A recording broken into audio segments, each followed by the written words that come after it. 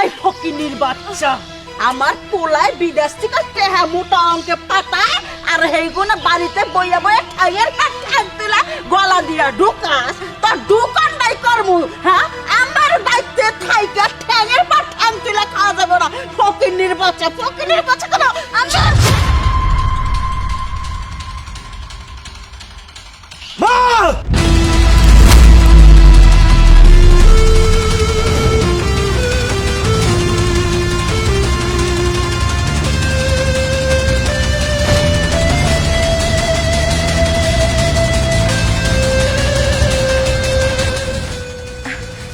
শিশু বাবা তুই আইসা তুই কেমন আছা তুই ফোন করে আইলি না কে হ্যাঁ ফোন করে আইলি তো আমি এয়ারপোর্টে যাই গাড়ি না তলেগের বয়ে থাকতাম তুই কেন মিশা কথা কইলি হ্যাঁ চুপ থাকো মা।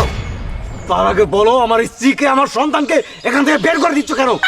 বাই করে দিন না কি করবো খালি মুখে মুখে ততর করে আর কার হাতে যারা পিটিশ করে মাঝে মাঝে দেখে বাইতে থাকে না করে যারা উড়া উড়া জায়গা হ্যাঁ আমার চোখে সন্দেহ হয়েছে তাই আমি বাই করে দিতেছি তোর ভালো লেগা তুই জীবনে আমার মুখে মুখে ততর করছিস কয়া তোর বড় ততর করে কে হ্যাঁ ফাজল মহিলা কোথাকা একবার নজর খারাপ কোনো পুরুষের হাতে মানে সম্পর্ক আছে চুপ করো মা। তুমি কি ভাবছো আমি কিচ্ছু জানি না? আমি সব কিছু জানি মা। আমি বিদেশ থেকে সব কিছু শুনেছি। দিনের পর দিন তুমি আমার স্ত্রী আমার সন্তানের উপর এমন নির্যাতন করেছো মা। একটা মানুষের উপরে এরকম নির্যাতন করে না। তুমি আমার স্ত্রীকে আমার সন্তানকে একটা বাড়ির কাজের লোকের থেকেও খারাপ অবস্থানে রেখেছো মা। কেন? এই কোন হতিনের মেয়ে তোর মাথায় কবুতর ঢুকাই দিছে না হ্যাঁ 10 মাস 10 দিন প্রেমে রাখছি মার কথা বিশ্বাস করছ না ওই হতিন গো মেয়ে কথা বিশ্বাস করছ তাই না তোর বনে জ্বালা যন্ত্রণা দিছি জ্বালা যন্ত্রণা দিলে কা এইবার শরীর গো তোর ভালো থাকে নাকি হ্যাঁ খালি মায়ের মুখে মুখে তর করে ও বকু বুদ্ধিতে পরামর্শ দিছে তাই না যে মায়ের হাতে কথা কয় মায়ের বাইক থেকে বাইক করে দাও এই বাড়ির মালিক হবো তোর বউ তাই না খালি মায়ের মুখে মুখে তর করা কতদিন পরে বিদেশ থেকে আইছে মা ভালো মন্দ জিজ্ঞেস করো মা তুমি কেমন আছো মার কথা তো মনেই নাই খালি বউ বাচ্চা না পাগল হয়ে আছে হারামজাদার পোলা কারে কি মানুষ করলাম আমি আমার জীবনটা ব্যর্থ হয়ে গেল গা ভাইয়া মা তো একদম ঠিক কথাই বলছে তুমি বিদেশ থেকে আইসা রে মার সাথে খারাপ ব্যবহার করা শুরু করছো আচ্ছা ভাইয়া তুমি কি জানো ভাবির খবর ভাবি দুনিয়ার ছেলে মানুষের সাথে কথা কয় আর এগুলো যদি ভাবিকে কইতে যাই তা ভাবি আমাকে ধমক দেয় কই তুই ছোট মানুষ তুই এই সব বিষয় বুঝবি না তুই চুপ করে থাক আচ্ছা বউি তুমি মার নামে এরকম মিথ্যা কথা কেন বানাচ্ছ আচ্ছা তুমি তো মাকে অনেক অত্যাচার করো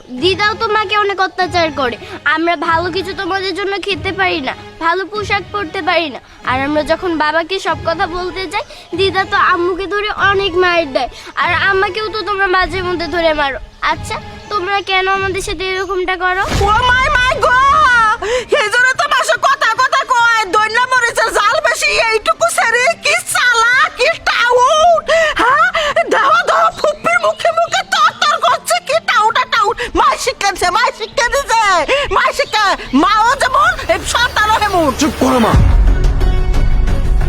তুমি আমার স্ত্রী সন্তানকে কতটা কেয়ার করো কতটুকু দেখাশোনা করো মা তা তো আমি নিজের চোখেই দেখেছি আর নিজের চোখের দেখাকে তো অবিশ্বাস করতে পারি না আসলে কি মা জানো তোমরা শাশুড়িরা কখনো পুত্রবধূদেরকে মেয়ে ভাবতে পারো না তোমরা ভাবো আমার সন্তান আমি কষ্ট করে লালন পালন করে বড় করেছি আর অন্যের বাড়ির মেয়ে এসে আমার সন্তানের প্রতি ভাগ বসাবে তার সাথে ভালো মুহূর্ত কাটাবে তোমাদের অজান্তেই মা তোমাদের ভেতরে একটা জালিস কাজ করে একটা হিংসা কাজ করে সেই হিংসা থেকেই মা তোমরা পুত্রবধূদের উপর নির্যাতন করো মা এমন মেন্টালিটি থেকে বের হও মা তোমরা শাশুড়িরা যখন পুত্রবধূদেরকে মেয়ে হিসেবে মেনে নিতে শিখবে তখন সেই পুত্রবধূরাও তোমরা শাশুড়িদের মা হিসেবে মেনে নিতে শিখবে আরে একটা মেয়ে মানুষ তাদের মতো অসহায় আর কেউ নেই তাদের নিজের বাড়ি নিজের আপনজন নিজের বাবা মা ছেড়ে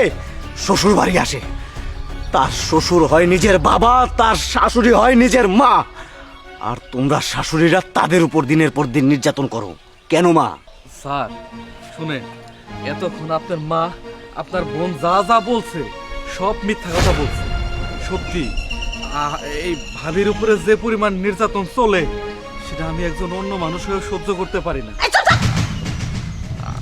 আমার আজকে বলতেই হবো আপনারাই চুপ করেন অনেক নির্যাতন করছেন অনেক সহ্য করছি আর সহ্য করবো না স্যারের সবকিছু জানা দরকার শুনেন স্যার সামান্য একটা ভুলের কারণে ভাবির উপরে।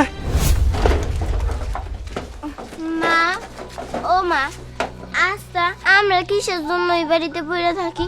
দাদি তো প্রায় প্রায় তোমারে আমারে খুব ধৈর্য ধৈর্য মারে। তাইলে চলো না আমরা নানু বাড়িতে চইলা যাই। মারে, তোর বাপের ভালোবাসা আমি আমার ঘর বাড়ি সব চাইরে আইছি। আর এইখানে হ্যাঁ তো অত্যাচার করার পরেও এই বাড়িতে পড়ে রয়েছি কি লেগে জানোস? আমার বাড়িতে তো জায়গা নেই, কই যামু কই থাকমু, এর লেগে এনে পড়ে রয়েছি। আচ্ছা মা, বাদ দে এসব, আমার কাজ করবাতে তুই যা তো যা। ও মাই গো মাই, মাই বেডি পিরিত করতেছে। এই মুহূর্তে তিন গোনা ঠিক করবার কইছি, ঠিক করতেছে না। হ্যাঁ এই এই কাম করতেছিস না কে? কাম করতেছিস না কে? মাই রে এসে খুব পরামর্শ দিতে চাও, হ্যাঁ? মনে করছিস কোনো কথা শুনি নাই? মা চাও এই বাড়ি ছেড়ে জায়গা, আমি তো ওদের আশায় আছি। তা কখন যাবি?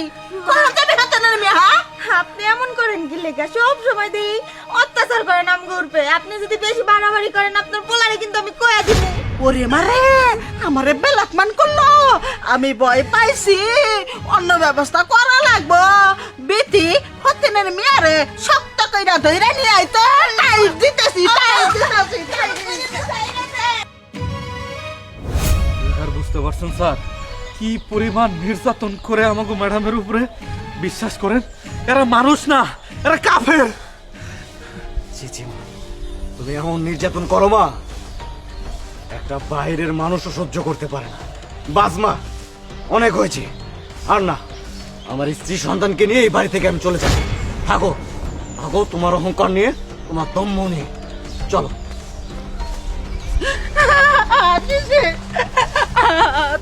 তখন তোদের কাছে মাপ চাইতেছিস। তুই আমার একটা মাত্র পুলা, তুই যদি যাস আমি কারণে বাঁচবো।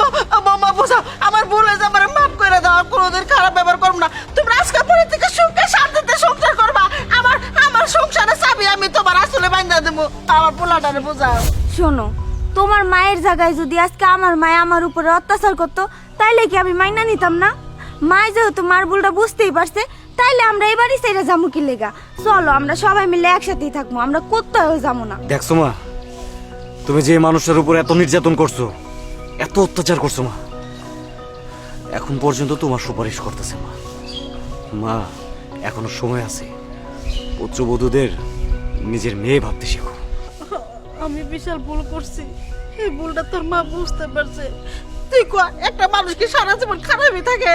বয়স হয়ে গেলে ভালো হয়ে যায় না? মনে করে আমার বয়স হয়েছে, আমি ভালো হইলাম। বোমা চলো, আর দেরি করবো না। আমার সংসারে চাবিটা তোমার হাতে তুলে দেওয়া লাগবো। আর তো আমার পুলার খালি বেশি বোঝে। চলো বাড়িতে চলো, অনেকদিন পরে আইছো, আজকে কি এগুলা নিয়ে পড়ে থাকবা? চলো। আচ্ছা